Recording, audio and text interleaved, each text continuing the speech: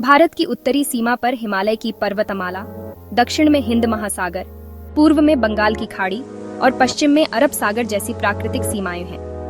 क्षेत्रफल की दृष्टि से भारत विश्व में 7वें और जनसंख्या की दृष्टि से दूसरे स्थान पर है। भारत ने हमें और दुनिया को समृद्ध और विविध सांस्कृतिक विरासत दी है। भारत की संस्कृति में सत्य, वित्त और मानस, इन 3 बातों का अनुभव होता है। भारत की संस्कृति के अहिंसा और विश्व शांति जैसे मूल्य आज पूरे विश्व में प्रशंसा पाते हैं। विरासत का अर्थ है वह अनमोल उपहार जो हमें हमारे पूर्वजों से मिला है।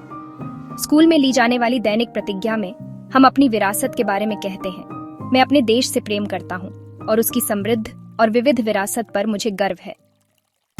प्राकृतिक विरासत और सांस्कृतिक विरासत भारत की विरासत के 2 मुख्य भाग हैं।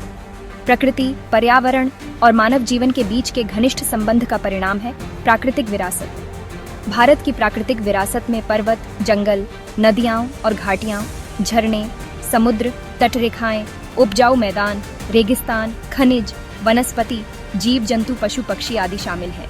हिमालय जैसे स्थल रूपों द्वारा भूदृश्य निर्मित होते हैं। भारत की प्राचीन सभ्यता सिंधु और रावी नदी के किनारे विकसित हुई। नदियां पेयजल, उपयोग का पानी, सिंचाई, बिजली और जलमार्ग जैसी महत्वपूर्ण आवश्यकताओं को पूरा करती हैं। वट, पीपल और तुलसी की पूजा और व्रत जैसे धार्मिक महत्व वनस्पतियों का महत्व दर्शाते हैं। भारत की जनता प्राचीन काल से ही पर्यावरण प्रेमी रही है। इसका प्रमाण वृक्ष प्रेम, पुष्प प्रेम और पौधों के प्रति सम्मान है। विश्व में एशियाई शेर केवल गुजरात के गिर के जंगलों में पाए जाते हैं। वाघ, मयूर, मगरमच्छ, गरुड़ आदि वन्य जीवों को देवताओं के वाहन के रूप में स्थान दिया गया है। भारत के राष्ट्रीय प्रतीक में 4 सिंह, घोड़ा, हाथी और बैल की आकृतियां दर्शाई गई हैं। वन्य जीवों के संरक्षण के लिए देश में अभयारण्य, राष्ट्रीय उद्यान और कानून बनाए गए हैं। सांस्कृतिक विरासत का अर्थ है मानव निर्मित विरासत। मानव ने अपनी बुद्धि, कौशल, कला और हुनर से जो भी रचा वह सांस्कृतिक विरासत कहलाता है। गुजरात में वडनगर, तारंगा, खंभालिडा, जूनागढ़, शामलाजी, कोटेश्वर, तलाजा, ढांक, घड़िया आदि स्थानों पर बौद्ध और जैन धर्म की गुफाएं देखने को मिलती हैं। नेग्रिटो या निग्रिटो हबशी अफ्रीका से बलूचिस्तान होते हुए भारत आए थे। काले रंग, 4 से 5 फीट की ऊंचाई और घुंघराले बाल इनकी विशेषताएं थीं।